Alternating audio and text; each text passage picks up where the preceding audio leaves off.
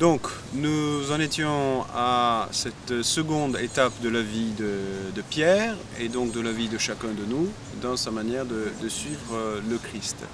Et à partir de cette seconde partie de l'évangile, à partir du chapitre 16, de la confession de Pierre, de la profession de foi de Pierre, eh bien, il va y avoir un changement.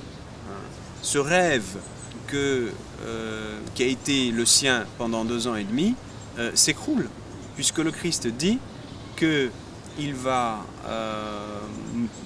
souffrir sa passion, mourir et ressusciter.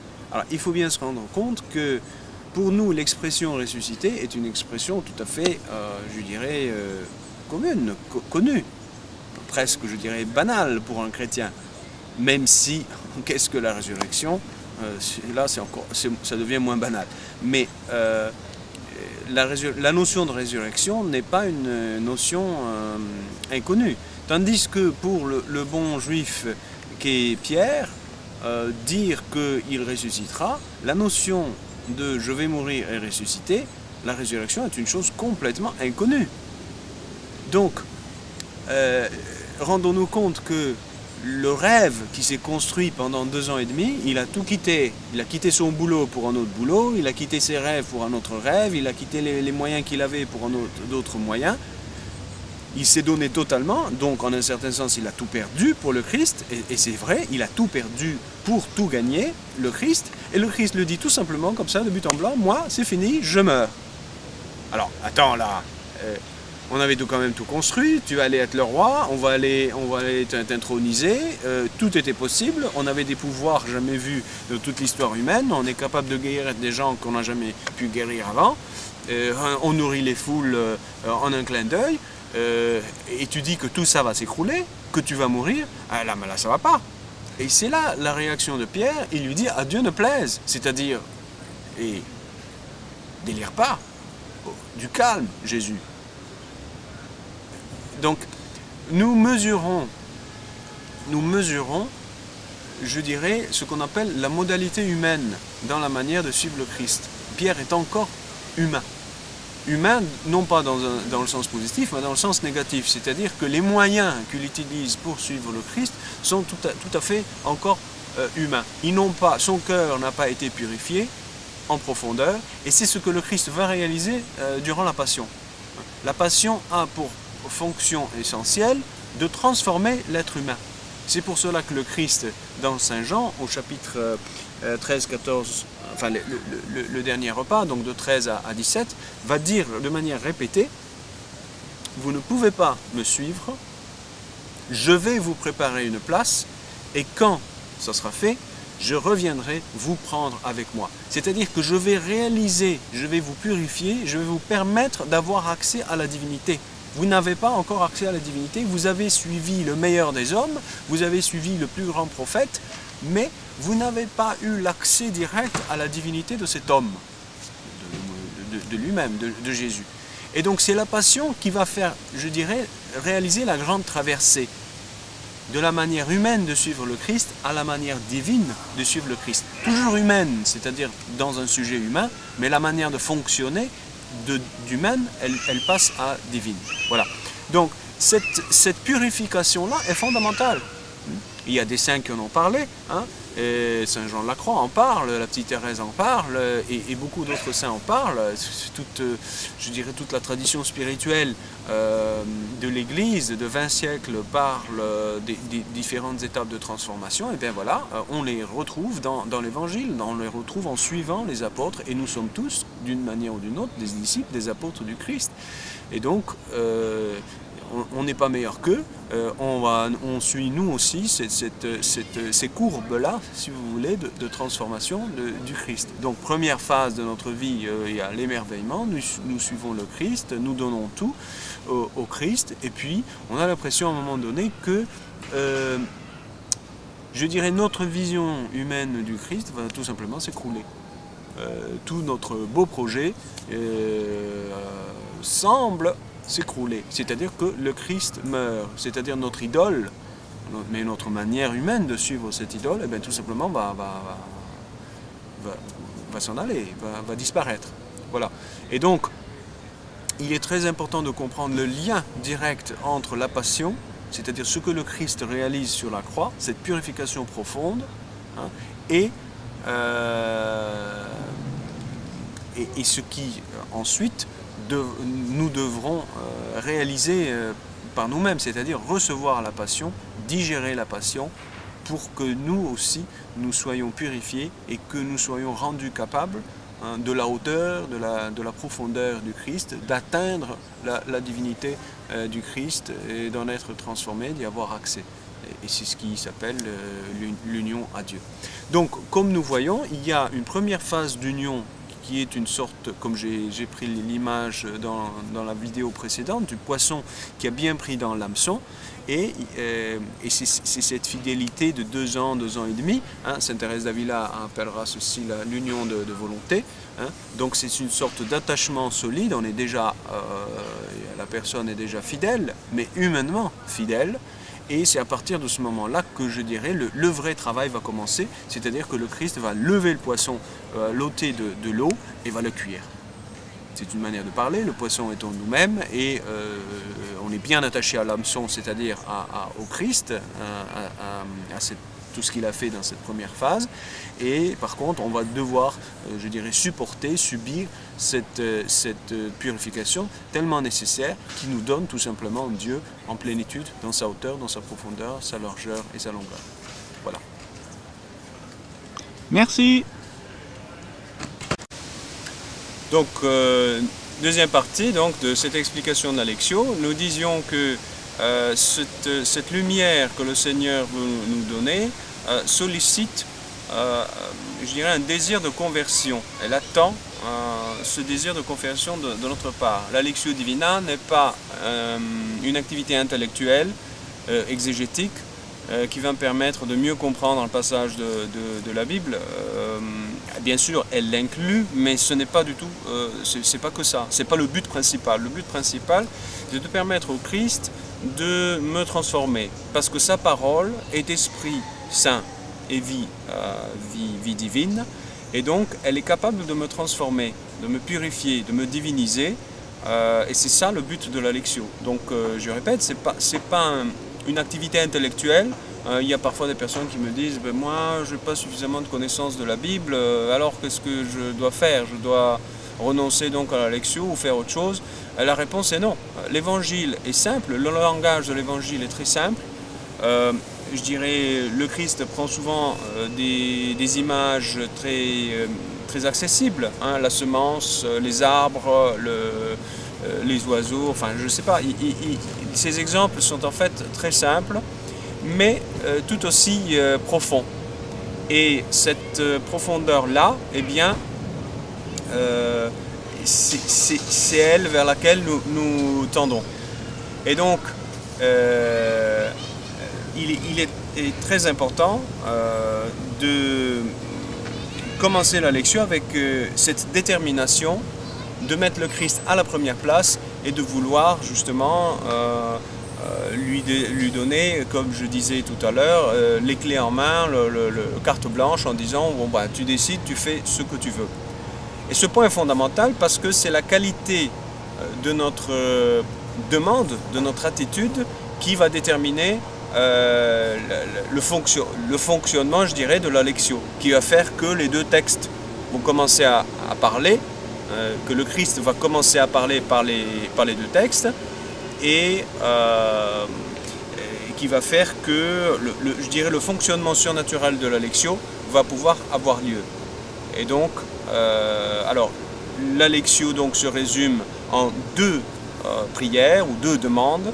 La première, Seigneur, dis-moi ce que tu veux de moi aujourd'hui, hein. Donne-moi ton Esprit Saint pour que je puisse te voir, t'écouter, pour que je te laisse la possibilité de toucher mon cœur. Alors, la deuxième demande, après avoir vu justement ce que le Christ veut de moi, eh bien la deuxième demande, ça sera donne-moi maintenant de mettre en pratique ce que tu m'as indiqué. Alors, Et puis, tout simplement, en troisième étape, c'est de mettre en pratique ce qu'il m'a demandé de faire.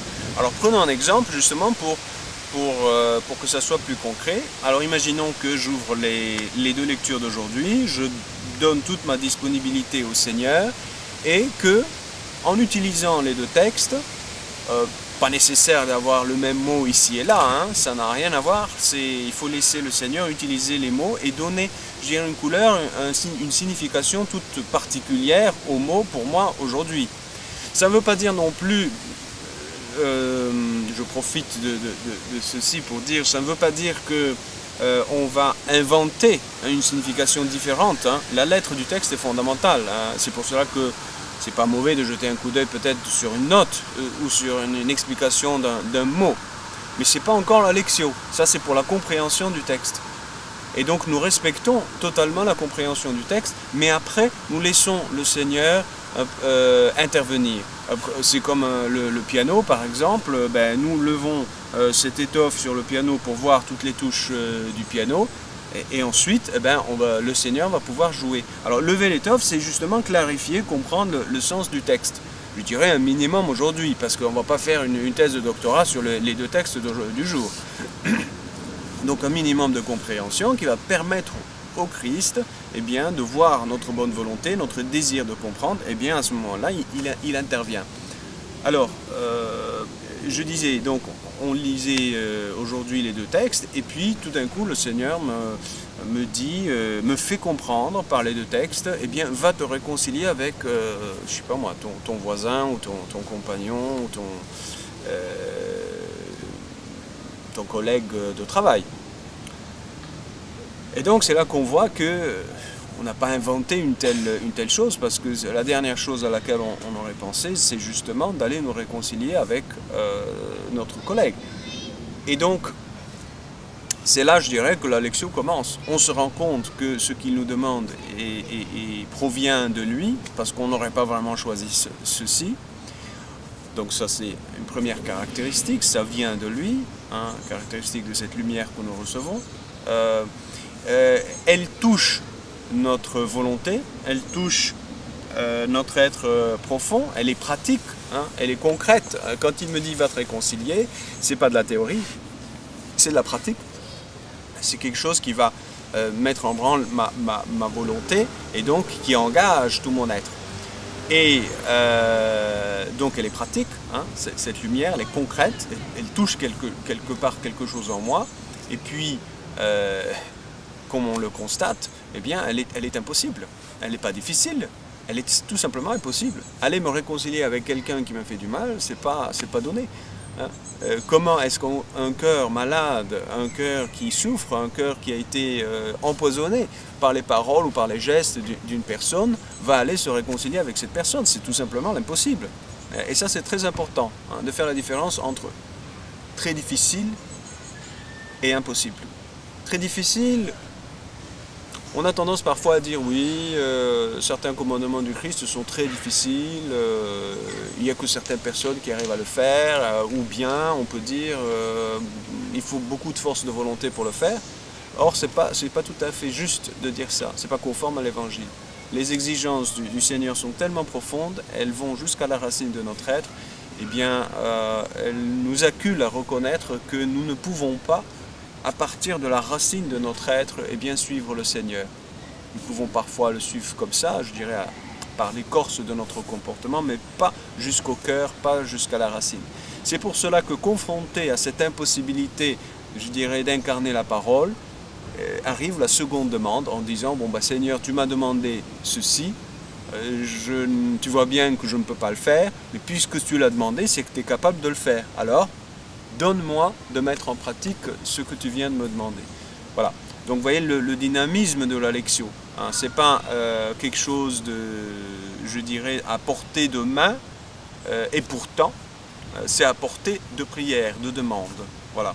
Et c'est pour ça que le Christ insiste beaucoup en disant « frappez, demandez, et vous obtiendrez ». Alors, ensuite, nous voyons bien que c'est peu de choses qu'il nous demande. C'est impossible, mais c'est aussi peu de choses. Il ne me demande pas, je sais pas moi, de transporter des montagnes, et pourtant c'en est une montagne, d'aller me réconcilier avec mon prochain. Voilà. Et donc, c'est ce balancement entre les deux demandes, dis-moi ce que tu veux de moi, et ensuite donne-moi de pouvoir le mettre en pratique, et bien, qui va engendrer justement le fonctionnement de la lectio et d'une lectio surnaturelle, d'une lectio qui est vraiment à l'image de Marie à l'Annonciation, qui permet une incarnation réelle de la parole de Dieu. Voilà donc en quelques mots ce qu'est la lectio divina à l'école de Marie. Voilà. Merci Jean. Jean, quand on commence dans la vie spirituelle, il y a des moments où on se sent très bien, où tout est parfait avec le Christ, on a plein de joie, et d'autres moments où c'est plus difficile.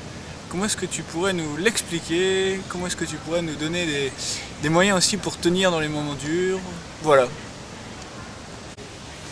Alors, tout à fait, quand on s'engage dans la vie spirituelle, quand on commence à prier, eh bien, on a l'impression que nous passons par des phases alternées, des phases où on a l'impression que l'on sent, on perçoit que Dieu est présent, on a presque envie de... On est certain de sa présence est palpable, je dirais physiquement palpable, dans le sens où on sent une consolation, une perception qu'il est là, des signes qu'il nous donne, etc. Et puis quelques heures après ou quelques jours après, nous avons l'impression de tomber au fin fond de l'enfer, on a l'impression qu'on est pris par des doutes, est-ce que vraiment j'ai senti quelque chose, est-ce que vraiment il y a quelque chose qui s'est passé, on a l'impression que Dieu n'est plus là et on ne comprend pas. Alors pourquoi est-ce que l'on passe par ces sortes de variations et puis ça repart de nouveau? Alors je pense qu'il est très important de comprendre le sens de ces variations, de ces hauts et bas, et pour mieux justement les gérer et pour mieux, je dirais, profiter. Quand on comprend une chose, eh bien, on peut réagir mieux et correspondre. Alors, les hauts et les bas, en fait, ne sont pas les hauts et les bas, je dirais, de la vie normale. Hein. Une personne qui n'est pas nécessairement engagée dans la vie spirituelle, je dirais pleinement, passe aussi par des hauts et des bas. Mais ce sont des hauts et des bas, je dirais, de la vie normale. Donc, je dirais, ce sont des hauts et des bas naturels. Tandis que quand une personne se donne totalement à cette vie nouvelle avec le Christ, dans la prière, dans la fidélité, eh bien les hauts et bas ici ont une signification. Ils sont comme, je dirais, gérés par Dieu lui-même qui semblerait donc à un moment donné pressé par le bouton. Oui, là la personne elle sent, puis ensuite là on diminue, là ensuite au contraire la personne ne doit pas sentir ma présence, etc. Donc ils sont plutôt gérés par le Seigneur. Je pars du principe bien sûr d'une personne grosso modo dans la normale psychologique. Hein. On ne va pas tomber quand même dans la pathologie. Donc je parle de la large fourchette de la normalité humaine. Alors la signification est la suivante, c'est que ce que souhaite réaliser le Seigneur quand on commence ce cheminement-là, c'est une croissance, et c'est une croissance intérieure. Et la croissance, je dirais le moteur de cette croissance-là, c'est l'acte de la foi, l'acte de l'espérance et l'acte de la charité. Et chacun de ces actes-là est une sorte de mendication, c'est comme une petite bouche qui va manger Dieu lui-même. L'acte de la foi, c'est l'intelligence qui va manger la lumière de Dieu. L'acte de l'espérance, c'est encore l'intelligence qui ouvre ses bras pour embrasser, pour recevoir, posséder Dieu. Et la charité, c'est le cœur qui souffre pour manger Dieu lui-même. Alors, il est important d'activer ces muscles intérieurs, hein, c'est comme ces bouches qui vont manger Dieu lui-même, et pour justement réaliser la croissance. Et c'est ça dont il faut se souvenir. Alors, au début, la perception, quand on a l'impression, je dis bien quand on a l'impression que Dieu qu'on est dans un haut, donc tout se passerait bien, on a l'impression de sentir Dieu, eh bien il ne faut jamais confondre Dieu lui-même et la perception que nous avons de Dieu. Dieu lui-même ne peut pas être perçu directement puisque Dieu est esprit. Et donc il n'y a qu'une partie supérieure en nous, au-delà de la conscience, le supraconscient qui perçoit Dieu et qui entre en contact directement avec Dieu. Mais la partie consciente, c'est-à-dire l'âme et le corps, eux, ce qu'ils ressentent, ce sont des miettes qui tombent de la table de l'esprit, si vous voulez. Et donc, si nous ressentons quelque chose, on peut considérer que c'est comme une gentillesse de la part de Dieu, mais ce n'est pas l'essence même de Dieu. Dieu est toujours là, Dieu ne nous a jamais quittés. Donc vous voyez, il y a un point fixe et nous varions, ce que nous percevons dans l'âme et dans le corps varie. Ce qui est accessible, je dirais, à l'esprit est fixe, et ce qui est accessible à l'âme et au corps passe par une sorte de haut et des bas, une ondulation. Alors, si nous ressentons la présence de Dieu, nous pouvons considérer que ceci est comme une sorte de consolation dans laquelle le bon Dieu nous donne de souffler. C'est une phase de repos et dans laquelle nous profitons du résultat de ce qu'on en a fait avant. Par contre, quand on va vers le bas, donc un creux, mais un creux profond, on a l'impression vraiment que Dieu nous a abandonnés, qu'il n'est plus là, eh bien c'est le moment d'activer les muscles intérieurs, c'est-à-dire d'activer l'acte de foi, d'activer l'acte d'espérance et l'acte de charité. C'est un peu comme l'enfant, comme quand la maman va enseigner à son enfant à marcher. Alors pour marcher, nous utilisons les muscles des jambes, nourris par le sang qui circule de l'intérieur. Par contre, la maman au départ va tenir, ou le papa, va tenir les petites mains de l'enfant et va l'aider à marcher. Donc comme deux béquilles, il va l'aider à marcher. Alors, tenir de l'extérieur, c'est quand on est dans un haut, c'est-à-dire quand Dieu donne sa consolation, quand Dieu soutient de l'extérieur notre cheminement. Donc il nous donne une consolation extérieure et non pas une consolation plus profonde, ce qui viendra après. Plus nous progressons, plus on obtient cette nouvelle consolation, cette nouvelle joie, mais qui provient de dedans, qui n'est pas une béquille externe. Et quand la maman va enlever les mains, ne va plus tenir les mains de l'enfant, eh bien l'enfant devrait commencer donc à activer ses capacités, c'est-à-dire le sang qui va faire fonctionner les muscles, et puis le sens de l'équilibre dans le cerveau et derrière les oreilles pour pouvoir tenir son équilibre et commencer à marcher, donc la position de l'être humain, c'est-à-dire droit. Et donc c'est par son effort intérieur. Eh bien c'est la même logique. Quand Dieu est dans un moment nous plonge apparemment dans le corps et l'âme, dans une perte de perception de sa présence, dans des doutes qui nous assaillent, eh bien c'est le bon moment justement d'activer les muscles de notre, je dirais, d'une croissance adulte et d'une prise de responsabilité de notre propre vie et non pas constamment de compter sur des béquilles externes. Et qui entre dans cette logique et l'expérimente, eh bien va très vite se rendre compte de l'efficacité de ça. Parce que quand on comprend le sens de ce qui se passe, on va se rendre compte de l'alternance et on va noter que les hauts et les bas vont diminuer. C'est-à-dire que la perception intense d'un haut et d'un bas va diminuer. Parce qu'en fait, nous nous orientons toujours de plus en plus vers Dieu, c'est-à-dire vers ce Dieu qui est stable, qui est au fond de nous-mêmes, par ces sortes de trois ventouses qui sont l'acte de foi, l'acte de charité et l'acte d'espérance et l'acte de charité, qui nous donnent Dieu directement, qui nous donnent un accès direct à Dieu. Tandis que l'âme et le corps n'ont pas cet accès-là. Donc c'est à nous justement de faire fonctionner les muscles intérieurs, de quitter cette perception de haut et de bas et de ne pas nous appuyer sur les béquilles extérieures. Voilà. Merci beaucoup. Est-ce que tu pourrais nous expliquer ce qu'est la tentation, le mécanisme de la tentation? Dans Notre Père, on dit « ne soumets pas à la tentation », comment y résister, comment la voir venir? Alors, la tentation, eh bien, comme nous disions pour le cas des hauts et des bas, c'est aussi une question qui est gérée par en haut. D'abord et en premier lieu, nous ne croyons qu'en un seul Dieu. Nous ne croyons pas en deux dieux. Donc, je dirais le diable, le mauvais, nous le mentionnons à la fin de Notre Père, mais délivre-nous, c'est pas du mal, c'est du mauvais, donc c'est le diable. Nous croyons donc en un seul Dieu qui gère toute notre vie. Et donc, nous n'avons pas peur d'un autre principe, qui serait donc un Dieu du mal face au Dieu du bien. Tout ce qui nous advient dans le cadre d'une seule providence, celle de la providence du bon Dieu. Et donc, quand on se donne à Dieu, quand on met sa main dans la main du Christ, tout ce qui nous advient, eh bien, a un sens et en tous les cas nous mène, est un facteur qui contribue à notre croissance spirituelle. C'est pour ça que saint Paul dira « tout contribue eh bien, au bien de ceux qui aiment Dieu ».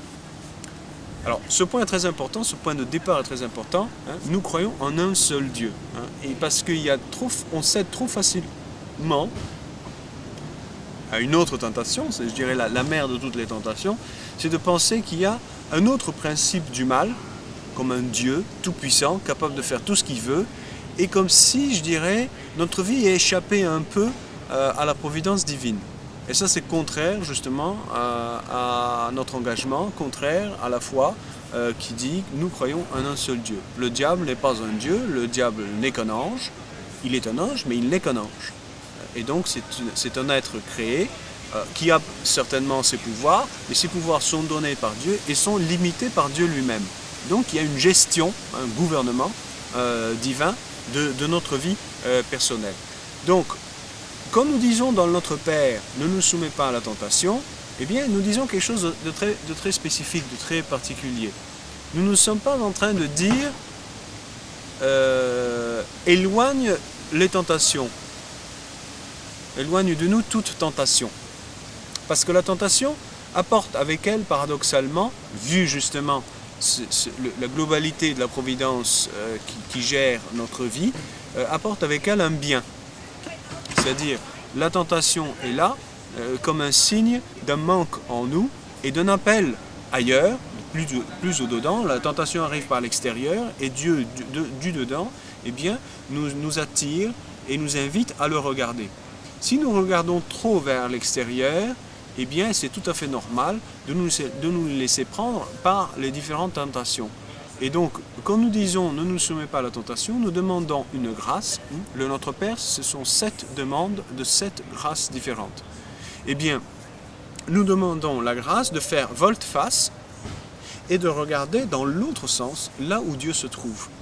Il y a le sens des créatures, vers l'extérieur, et le sens du Créateur qui se trouve au centre, au cœur de notre être. Donc quand nous disons « ne nous soumets pas à la tentation », nous sommes en train de dire « quand la tentation viendra, donne-nous la grâce pour profiter de sa présence et qu'elle soit comme un tremplin vers toi et non pas un obstacle qui nous fait tomber. » C'est un peu comme les marches de l'escalier. Imaginons un escalier, notre pied passe d'une marche à l'autre, mais il ne cogne pas contre les marches. Et notre vie, la tentation, c'est comme une marche, on peut cogner contre elle ou bien tout simplement comprendre qu'elle est un tremplin vers une marche suivante. Et donc, pour pouvoir bien faire usage à la fois au niveau de l'intelligence, dans la compréhension et au niveau de la volonté pour correspondre à la grâce, eh bien nous demandons humblement dans le Notre Père en disant « ne nous soumets pas à la tentation », c'est-à-dire, pour le dire en d'autres termes, donne-moi la grâce à chaque fois que la tentation advient, qui est le signe que je suis trop porté vers l'extérieur, vers les créatures, donne-moi la grâce de faire volte-face et de me jeter entre tes bras. Et c'est ce que saint Thérèse de l'Enfant Jésus dira de manière splendidement simple et profonde.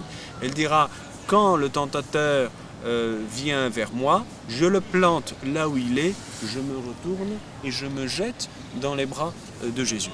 Elle a dit de manière synthétique, eh bien, tout le secret de la réaction, du sens de la tentation et de comment s'en sortir de la tentation. Je n'ai pas à traiter avec le tentateur, je n'ai pas à trouver des solutions, j'ai simplement à le laisser, le planter là où il est et à me retourner volte-face et à me jeter dans les bras du Seigneur. Donc, je ne perds pas mon temps.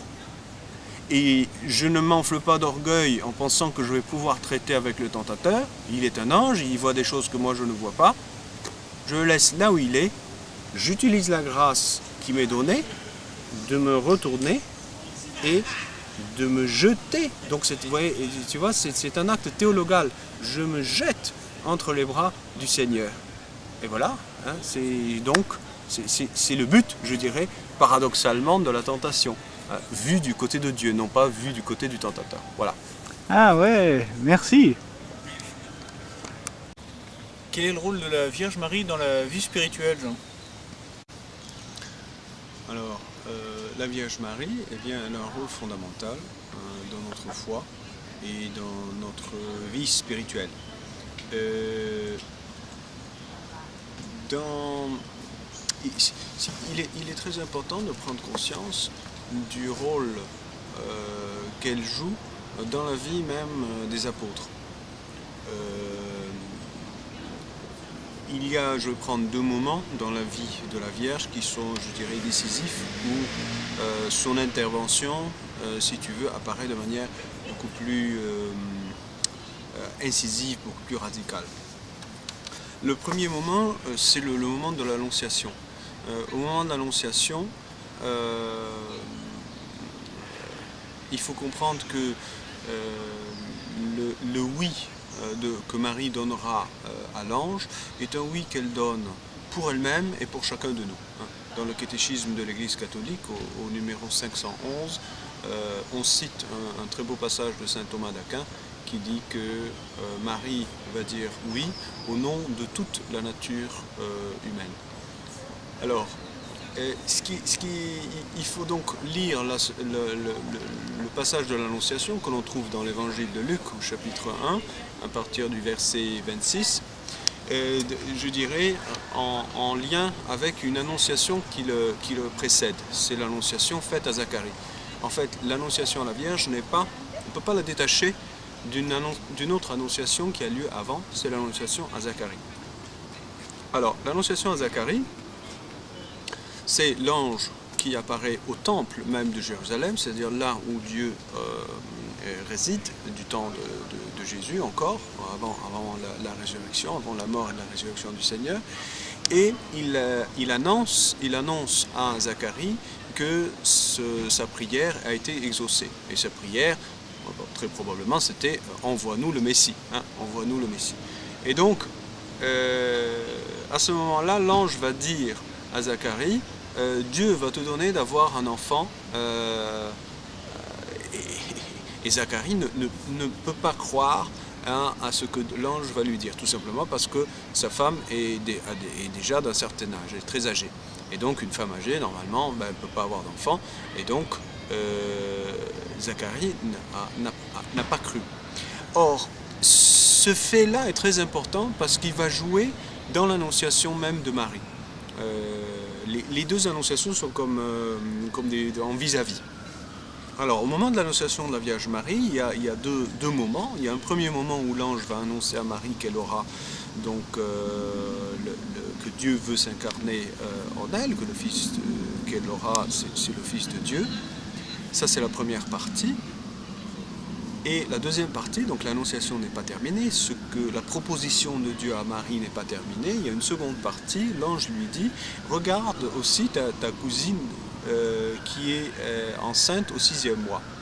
Or, la cousine, elle ne la pouvait pas annoncer, personne ne le savait.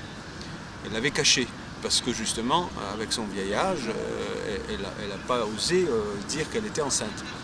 Et donc, au moment où l'ange dit à Marie qu'elle va être, que sa cousine est enceinte, il faut comprendre ici qu'il ne donne pas une preuve de la puissance de Dieu, mais bien au contraire, il donne l'occasion à Marie de compenser l'annonciation qui n'a pas fonctionné, celle de Zacharie. Alors,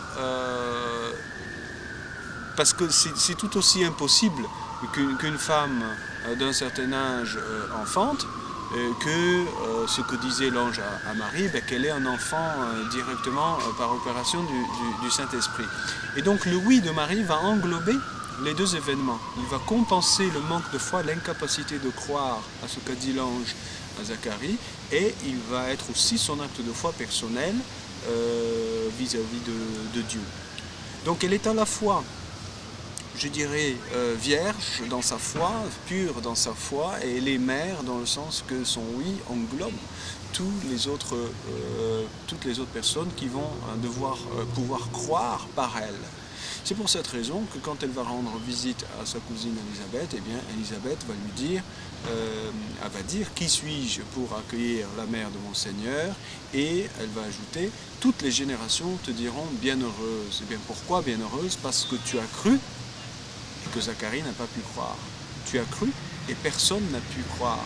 Comme dira Saint Bernard, Abraham n'a pas pu attirer le Sauveur, David dans sa prière, ou Moïse avant, n'a pas pu faire descendre le Sauveur, David aussi, Salomon non plus, les autres prophètes. Par contre, Marie a pu faire descendre le Messie et en elle. Et donc, la foi de Marie, le don d'elle-même, son acquiescement, son oui, son fiat, eh bien, est un oui qui englobe et qui prend avec lui tout le oui de chaque être humain. Et c'est pour cela que Saint Bernard dira, tous les prophètes, tous les patriarches te demandent, Marie, et ils attendent ton oui. Et nous tous, nous attendons son oui. Alors, il ne s'agit pas simplement d'attendre que Marie dise oui pour moi, mais il faut que je contemple aussi mon oui dans son oui, et que je le reçoive ainsi de ses mains à elle. Et ça, c'est très important.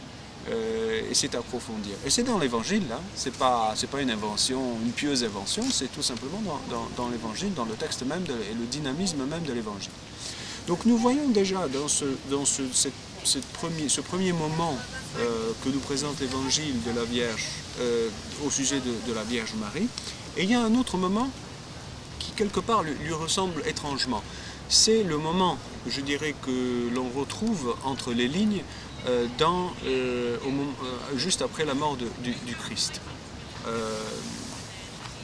Le Christ meurt à 3h de l'après-midi le vendredi saint, et théoriquement il ressuscite, il a annoncé qu'il allait ressusciter au 3e jour. Et nous savons qu'il ressuscite donc le dimanche matin, donc même pas 3 jours. Et ce qui est très important de voir, c'est que comme Marie a dit oui au moment de l'Annonciation pour chacun de nous, eh bien, elle va, à ce moment dramatique de l'histoire de l'humanité et du salut, elle va aussi dire oui. Mais elle va dire oui, je dirais, à la parole par excellence, c'est-à-dire « je ressusciterai », qui est une promesse. L'Évangile peut être résumé dans cette promesse du Christ, « je ressusciterai ». Si on a envie de résumer tout l'Évangile, on peut le résumer dans cette promesse-là, « je ressusciterai ». Donc le Christ, avant de mourir, essaye de déposer cette promesse dans les mains des apôtres, dans le cœur des apôtres, mais il sait très bien que leur cœur ne va pas pouvoir tenir le feu, la flamme de cette promesse allumée, et qu'elle va s'éteindre. Par contre, parce que pour plusieurs raisons. D'abord, il y a une purification qui doit avoir lieu. Deuxièmement, la notion de résurrection est inexistante. Donc la capacité de croire n'est pas là encore, au sens, je dirais, complet. Par contre, et là, c'est là qu'il faut concentrer l'attention, Marie, elle, va croire. Et donc, elle va accueillir dans cette outre neuve qu'est son être, la flamme de la promesse de la résurrection, et elle va la faire passer par l'abîme de la passion. Et ça, c'est fondamental. Alors, nous pouvons vérifier dans tous les évangiles, et nous trouverons qu'aucun des apôtres n'a vraiment cru à la passion. Marie-Madeleine n'a même pas reconnu le Christ et croyait que c'était le jardinier. Nous le trouvons dans l'évangile de Jean, chapitre 20. Les apôtres refusaient de croire que c'était le Christ. Ils ne savaient même pas ce que c'était. Quand les femmes l'ont vu ressusciter, ils s'étonnaient et ils disaient que c'était des racontards. Et en plus, les femmes elles-mêmes, quand elles sont allées au tombeau, elles avaient préparé des aromates pour l'ensevelir une seconde fois. Donc, il n'y a pas la foi dans la résurrection, c'est Marie qui tient cette foi-là. Eh bien, continuons dans la vidéo suivante. Donc, on disait dans la vidéo précédente que Marie va produire un acte très important pendant la Passion, celui de garder la flamme de la promesse du Christ qu'il ressuscitera, de la faire passer par l'abîme au moment de sa mort jusqu'à sa résurrection. En un certain sens, elle porte tout l'espoir de l'humanité, toute l'espérance de l'humanité, et elle la fait passer par l'abîme de la mort. Et donc elle croit en la résurrection, en son nom personnel, et au nom de chacun de nous. Donc en un certain sens, elle est comme une femme enceinte qui, pour qui chaque acte qu'elle pose est un acte qui est tout à fait sien, mais qui est aussi l'acte de l'enfant qu'elle porte. Donc c'est un acte qui a deux dimensions. Et dans ce sens-là, quand elle va rencontrer le Christ au moment de la résurrection, donc c'est un texte qui n'existe pas, et j'ai envie de dire qu'il n'a pas besoin qu'il existe, on le comprend, on le sait, on a bien vu que les apôtres n'ont pas cru, que les saintes femmes n'ont pas cru, eh bien elle a cru, nous pouvons le lire entre les lignes, il y a des textes que l'on peut approfondir, bien sûr, et lire dans ce sens-là, donc quand elle va à sa rencontre en tant que ressuscitée, elle va portant chacun de nous. Et c'est dans ce sens-là que nous sommes appelés à aller puiser notre foi, notre oui à l'annonciation, à l'incarnation, notre oui à la rédemption, à notre réception du Christ. Eh bien, nous recevons cette capacité-là en elle. Et c'est pour cela que dans l'évangile de Cana, Marie est présentée comme celle qui croit en la capacité du Christ et qui transmet cette foi-là au Christ. Jean-Paul II, dans son encyclique sur la Vierge Marie, va dire que la foi de Marie devient la foi du peuple. Et ça, c'est formidable. Et il dira aussi dans une lettre aux cardinaux et aussi dans la lettre aux femmes, il dira que le profil marial de l'Église est plus grand et précède le profil pétrinien de Pierre, c'est-à-dire le pape et l'institution. Donc ça c'est fondamental, c'est très profond cette remarque-là, et ça montre combien Pierre lui-même, combien chacun des apôtres eh bien, est allé puiser chez Marie la foi en Christ. Et nous, à la suite des apôtres, eh bien, nous allons vers elle pour justement puiser la capacité de croire. Et l'Esprit Saint ne fait que façonner notre cœur, ne fait que développer la Marie que nous avons reçue au baptême en nous, il ne fait que la développer et ainsi nous pouvons mieux suivre le Christ et mieux être ses disciples. Alors, quel est le rôle de Marie dans notre vie spirituelle? Qu'est-ce que nous devons faire? Eh bien, nous sommes invités justement à activer et à laisser développer cette Marie en nous, et ce par différents actes, par différentes attitudes. S'abandonner totalement à Marie et répéter cet abandon à Marie est fondamental durant la journée. Si nous sommes face à un problème particulier, eh bien, essayer d'adopter l'attitude de Marie et pour passer, je dirais, laisser passer notre âme dans l'âme de Marie, eh bien, tout simplement, on peut dire « Un, je vous salue Marie », un seul, suffit. Face au problème, face à la difficulté, c'est ce que Sainte Thérèse de l'Enfant Jésus disait. Moi, quand j'ai un problème en communauté, en relation relationnelle avec quelqu'un, eh bien, tout simplement, je dis « Un, je vous salue Marie » et ça marche. Alors voilà, c'est à essayer. Ça, ce n'est qu'un exemple, mais aussi, je dirais, tout le dynamisme même du chapelet, du rosaire, et c'est une introduction par cette répétition 10 fois de suite du Je vous salue Marie, et donc à l'intérieur du Je vous salue Marie, nous avons le nom de Marie, la mère de Dieu, Marie, mère de Dieu. Nous avons aussi cette demande humble, prie pour nous. Et donc il est question donc d'expérimenter cette puissantissime capacité que Marie a de nous introduire en Christ. Le but de Marie, ce n'est pas de nous retenir pour elle-même, mais de nous jeter dans le Christ. C'est ce que dira aussi Grignon de Montfort, Saint Louis-Marie Grignon de Montfort, dans son traité de la vraie dévotion à Marie. Donc, je reviens en disant qu'il est très important, donc, en répétant ces Ave Maria, ces Je vous salue Marie, eh bien, nous sommes comme introduits dans la capacité même de Marie.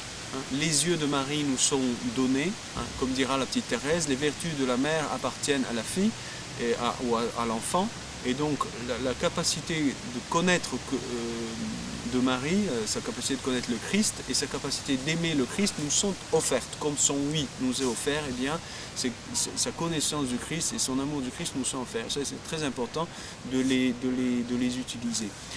Je reprendrai pour terminer l'exemple de la parabole du semeur qui est très intéressant au niveau justement de la compréhension de notre foi.